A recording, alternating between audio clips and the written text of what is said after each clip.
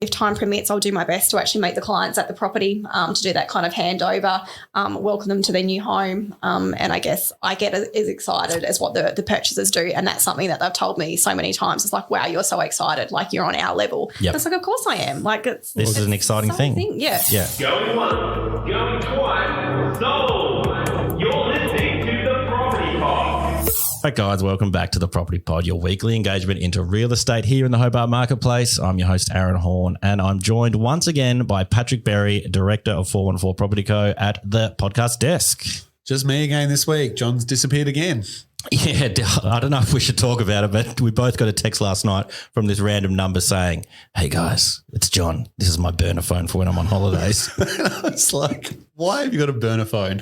Yeah, couldn't he just say like, hey guys, I'll be out of the office for a week, or like send out a out of office email? But if anyone wants John's number, it's 0409. We'll put it at the end of the show. We should make it a secret little mystery. Like, this is how to contact John. It was a very weird message. So he's on holidays this week. He's obviously doing some shady shit if he's got a burner phone that he's working on. So hopefully he comes back to work. So yeah, Johnny's away, but the really good news is we have another member of Team Susan Law on deck with us to talk all things real estate and all things Susan Law. Welcome to the show, Laura Gunn. Good morning. Good morning. Welcome. That was a much what was like, Suze was so quiet and actually really reserved. Say like, hello. I don't know if you've obviously you've worked with Suze for a long time and you know how energetic she is and like, whoa, like energy just fills the room. And when she introduced herself on the show last week, hi everyone, it's Suze. And I'm like, who is this? This is not Suze that I know. An imposter. Yeah, it was quiet as a mouse and it was very, but we worked her into the show and she took charge. Actually, she's coming back later. We're going to get her to do an episode with some other people later this week. We're recording a second episode this week. Probably won't go live, but we are recording it to come out in the near future. So she loved her time on the Property Pod. She did. And we hope that you enjoy your time too, Laura. She was like texting me, have you heard it yet? Have you listened? Well, we did want to check if you'd heard, because we did. There was a lot of big ups to you that said Laura is a superstar, and if you're ever feeling down, I'd just go back and listen to that audio. I did. I actually got quite emotional listening to it. It was very, very humbling. So. Oh, good. Well, no pressure, but Suze will be listening to this. So, so you've got to give back. Yep, I've been thinking in the car on the way, what am I going to say about it? So. Well, just to jump straight into things, can you give us a little rundown, like the listeners out there, kind of who Laura Gunn is and how you got into kind of, 414 or just even real estate in general? In general? Cool. Yeah. Well, I've always had an interest in property, and back when I was a lot younger, I applied for several administration jobs trying to get my foot in the door. Finally got there through my previous workplace. As a receptionist, I was there for 12 months and then was promoted to be the assistant to the director. Yeah, which seems like a big jump, like kind of going from like, oh, yep, I've stepped into the game, I've learnt kind of a few things, and then the directors kind of said, hey, hold on a sec, like she's got a bit of know about her, like let's. Yeah, and I was willing to jump into it. I had an administration background way back when. I did 5 years at Banjo's in their resource centre. Oh, okay. So that's where I actually got all my certificates in administration, marketing, and that's where it all started, really. So had you worked on the floor at Banjo's and done like any of the other stuff, or you just kind of found your way into that? I pretty much refused. So no free party players going your way? Well, look, because I was in the head office, I got all the R&D. So that was... So first on the cheeseburger taste pie. Yeah, it was sweet. So I guess that's where my passion for administration really flourished, I guess. Yep. And you built up all those skills. So when that job opportunity came through, I was like, yep, give it to me. And it was great. Yeah, excellent. And so then from there we heard that Suze said, I've got to have Laura. She is the one. Yeah. And the dynamic duo was born from there. It certainly was. And they warned me and said, are you ready for this? Like, it's going to be another big step. And I'm like, she's not scary. And it was just great. So I think with that 12 months assisting the director, I really learnt then the actual ropes to the sales department and what it actually entails of listing a property and taking it to market. So I basically did all of that through to settlement. And then as soon as I teamed up with Suze, I was like, this is how it's going to be. I love that because Suze has got so much energy and she's always off here, there and everywhere doing listing appointments. And I think that it's pretty obvious that you ground her and you keep her on track. And so knowing that you can just say, give me the agency agreement and let's get this thing rolling, Absolutely. I think it flows really well for the consumer experience side of things. Yeah, Because and I think that's where she touched on, like, I don't need to be micromanaged, and probably to the point that I don't like to be micromanaged, and I don't need to be. Yep. So this is how it's going to work. You don't need to ask me if things have been done, because you need to trust me that they will get done. I heard Pat saying that he's sitting next to you guys in the offices, and there's almost like a unspoken language where you kind of just telepathically saying to one another, like, this is what I'm doing, this is what you're doing, I've got you covered.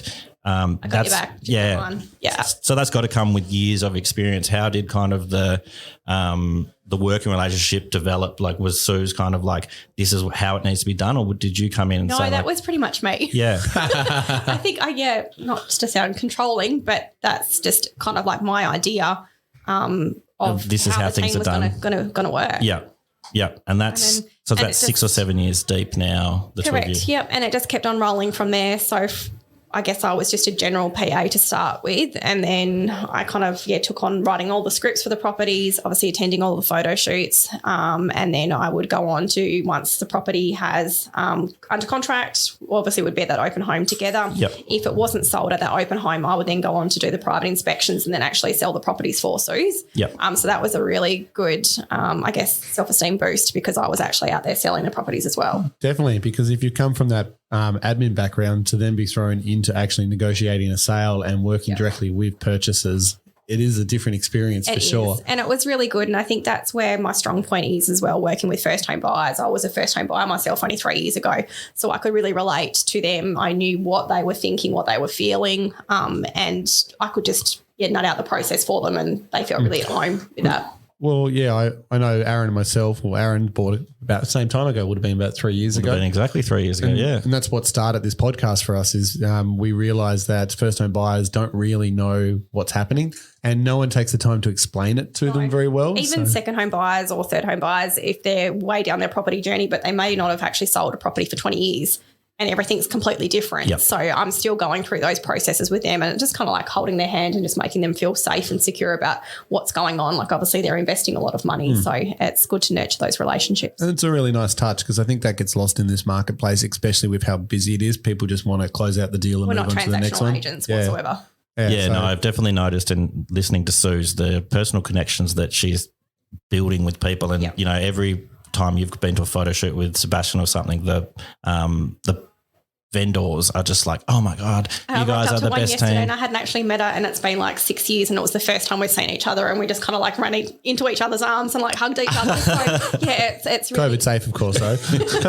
completely at arm's length. It was an air cuddle. It was all good. No, but it's amazing too. The connections, especially in a community like Hobart and in this marketplace, referral business is kind of everything. Exactly. Everyone knows everyone. So obviously you've created this situation where you guys get a lot of repeat business, and it's obvious when you meet someone after 7 years or 5 years and you're running into each other for a hug, that obviously there's a relationship there.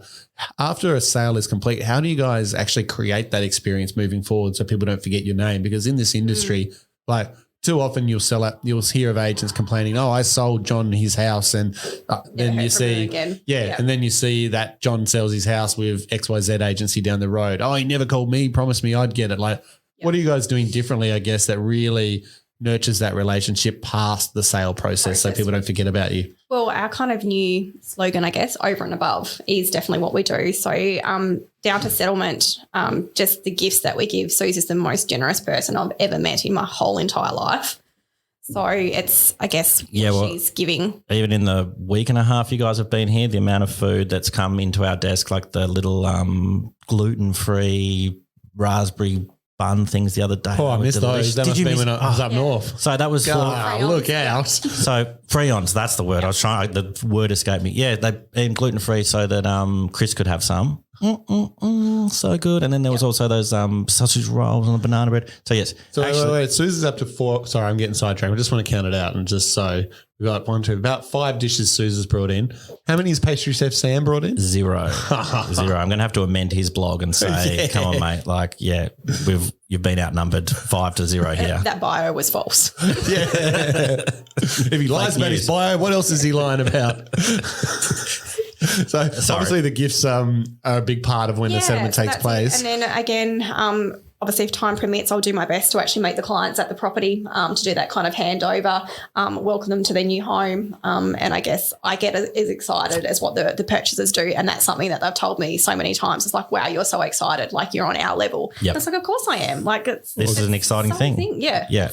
Well, then again, I guess, after the sales process, following up, making sure they've settled in okay, the touch points after the sale. So anniversary-wise, I'll always send a text out at 6 months, hey, how you going? Still enjoying the new home? Sending them a card at 12 months as well, just wishing them happy 1-year anniversary at their property. And I guess through that, we always, because it's such a small community, we're always seeing each other at the supermarket as well or walking over to Northgate. We're always bumping into each other as well, so we can always check in. Yeah, cool. And there was one thing that you haven't touched on yet, but you and Suze brought it up with me the other day, and I loved it. I'd love for people to know about your memory books.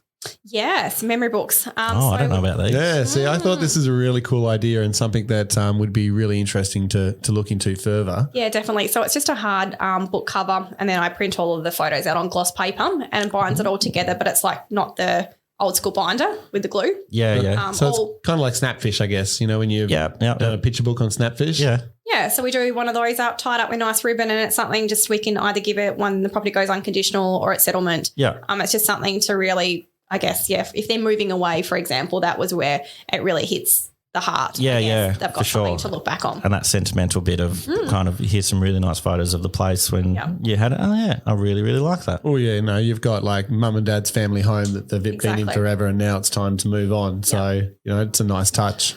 Like or your family home that you grew up, like I know that your brothers kept the Matterport tour up on their account so we can go back and look at the family house. Like when they're done massive renovations as well, it's good for them to before and after. Afters, that's cool as well. So if someone's got the idea of stripping it out, they can go back and see before and after. So really good feedback on those. Yeah, so I guess it's one of those things where it's kind of thinking about the emotional connection that people have with their property. You always, your home is your heart or your heart is your home, whatever the saying goes. It's a really nice way of saying you're not just kind of making this business transaction. As you say, you're not transactional agents. You're here for the people. Everything's tailored for that person. So if we were going out and buying vouchers, we would basically sit in front of the voucher stand and actually think about who we're buying for, and we go, okay, that's going to suit that person. That's going to suit that person. So it's not just a generic gift. It's we want to put a bit of love into it. Yeah, excellent. That's really, really cool. I love all this. This is exciting.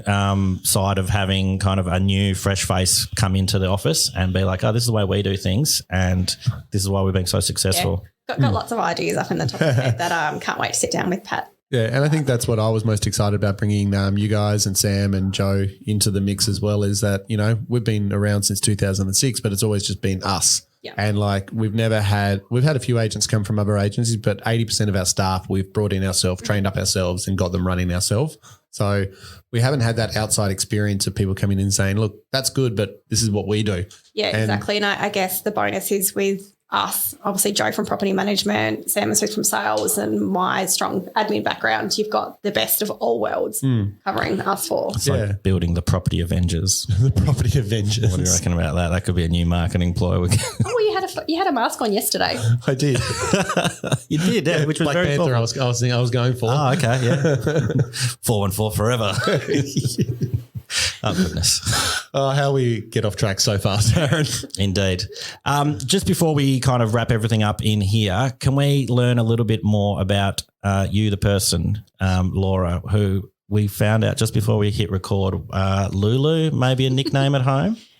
Yes, only my family are allowed to call me that. Okay, so if we were around the office saying that, we would get in trouble. I wouldn't turn around. Okay, gotcha covered. And another little tidbit I learnt was this driving NASCARs around Vegas and kind of you're into the Speedway. Correct, yeah, motorsport. So I grew up around Speedway. So my mum tells me that she first took me there when I was 3 weeks old. Okay. Up a jumper. Yeah. It was so cold. Yeah. Obviously. So, yeah, and then my family raced my whole entire life. So going from my uncles down to my brother to my husband's brother. So did you meet your husband at the Speedway? Is that one of those things where he was already in it or you? Well, yes, but we went to high school together. Okay. I was really hoping you were in like lane 1 in your car and he was lane 2 and you looked across and boom. Well, not quite. But when we drove the NASCARs, we were on the track together. And when he passed me, that was kind of like angry face. I can imagine you wouldn't have taken like to that. To the point where my last lap was quicker than his. And I'd baby. let him live it down. So, like 220 Ks. Okay, that was going to be my next question. How fast do they go? Because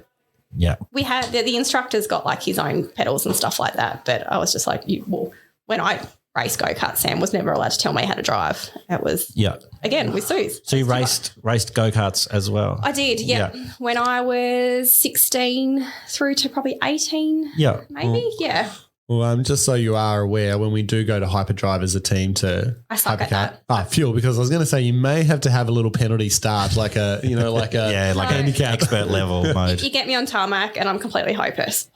Put me on dirt and it's fine. Oh, interesting. Then there's a real difference. I just can't think there would be. Well, I guess it's like riding a mountain bike and a road bike. There's completely only like 10 left. Okay. Yep. Speedway is just a circle. Yeah, of course. Yeah. Gotcha. So if we put you on a turn right scenario, we've got a chance. Yeah. I'm done. Right. Found the weakness. It's like our Zoolander can only turn left. I love it. The last thing I think was I'd love to reach out is you're like me, Laura. You've recently just bought a caravan. How have you found that? I love it. It's really good. I never thought I would say it, but absolutely love it. It's crazy. Since the kind of pandemic kicked into place, so many people that love traveling that can't kind of get international have been like, oh, well, I'm going to have to like go in my own backyard. Well, we literally drove an hour and a half, almost 2 hours, and we were at Goals Bay on the weekend. Yep. What I really like about it is like you and me, Laura, we're hitting up the caravan parks, enjoying what Tasmania has to offer. But Aaron, you've been hitting up these little remote little Airbnbs around the place, like little farm stay houses. Yeah. So we did just recently use the travel vouchers that were provided by the state government. We went to, it was Cressy. It was this small little Cressy homestay or something along those lines. And it was amazing. My son, we took him and showed him some sheep and some chickens. And as we were driving there, we're saying, oh, Jack, do you want to go to the farm? And he just go, E-I-E-I-O. So it was very cute and he loved it. Code for yes. Yeah, no, he didn't want to leave when we left. So he had a great time. So, yeah, we were using the travel vouchers for that. And, yes, I can't imagine getting involved in the caravan life just yet. But I didn't think so either. And I was always like, my budget was very, very minimal. We were not getting much at all. And then we seen one, brought it, and now I'm kind of like scrolling through Facebook. Oh, that one's nice. That one's, that was really new. That's not too bad. You've owned yours for like a week and you're already like, oh, maybe I'll upgrade. I think, 3 nights in total and I'm already looking to upgrade. It's a don't knock it till you try it kind of situation. I think so. It's just amazing. As I said to Pat, like we got home, put it in the backyard, unpacked in half an hour, done, inside. Well, Pat has races with the guy that he goes with to be the first to pack it up. And if you get it packed up first, you win a beer or something. Yeah, you just win the glory. Oh, it's a glory hound. Sometimes we take the game a little bit too seriously, and not this trip from last weekend, but the previous trip, traveling down the highway, we get to a traffic light and all of a sudden we're behind him because he won, jumps out of the car and he's run around the back of the car and he's disappeared in between the two of them. I'm like, what the frick hell is he doing? So when he gets back on the radio, I'm like, what's going on, mate? What happened? It's like, I don't want to admit it. I forgot to actually close the hitch on the van. I was so determined to beat you. Disqualification. Got to be disqualified. Man, this game is getting too dangerous. We probably need to stop it. Yep. And then another time we were racing that hard and like I left. I beat him that time. Oh, wait, no, I take it back. He beat me by miles. And he was crowing about it and walking around. And so I left the caravan park and I'm outside the front, Laura, and Me and Abby are sitting there and it's been like 5 minutes. We're like, why hasn't he come? Why hasn't he come? Turns out he'd left the wheel chocks either side of the wheel. Oh, I couldn't drive. Yeah, when he was revving the car, the van wasn't moving going anywhere. because the wheel chocks were in. But I have to admit, I hit a signpost on the weekend, so I can't talk really that well either. So we're as bad as each other. Yeah, it sounds like it. Sounds like you should be filming all your adventures of these, and you have a little YouTube channel of just Headlam and Berry holidays. I pull out yesterday and arguing with Parker, and I needed to pull over, and all I get on the radio is Marcus like, "You seen that sign, haven't you, Pat?" And I'm like, "Nah, yep." And all I hear is down the side of the van. I'm like, God damn it. Ouch. So if you have friends where you go caravanning, my tip is don't race them, Laura. Just go at your own pace and just accept the fact that if you're first to leave, you're first to leave. You're talking to a Speedway girl here. If you're not first, you're last. Everything's fast. She's going to want to win, I know. Life in the fast lane. Well, thank you so much for coming on and having a yarn with us. We told you it would be painless. Hopefully you feel like everything was good. Oh, you've got to say something really nice about Suze before we go, just so that she's got a little booster. You said you were thinking about it. Just give us your best. Suze is amazing.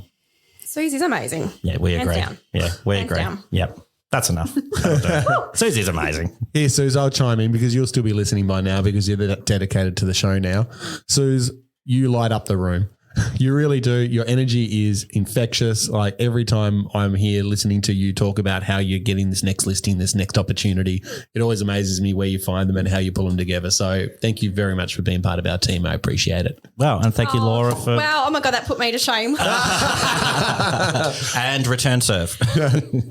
What Pat said. No, I know she is. She knows that I'm a bit of a hard ass at times and you don't get much love from me. Soft on the inside, very hard on the outside. But no, just anything that she can do for anyone, she's there. I could ring her up at midnight if I needed her and she'd be there, regardless of our professional relationship, just always there. All right, Az, you're up.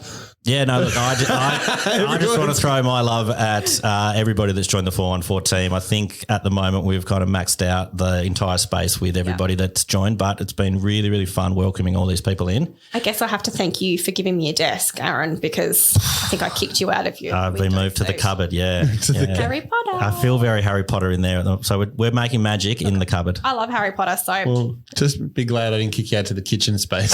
The kitchen space has been upgraded. It's beautiful. Next to the food, you reckon?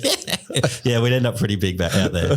No, look, all I want to say is, it's really great to have you guys on board. Thank you for embracing 414 and joining us on the podcast, joining all the kind of crazy ideas that me and Pat just throw out. Like, today I we're have going to do crazy this. ideas too. So. Yeah, no, so you're more than welcome in the crazy idea pool. Any ideas are kind of, well, championed here. Yeah, definitely. It's definitely something that we really work on is just trying to bring new things to market, new ideas to market, because if you stick doing the same thing, you never improve. So that's what we very much believe in.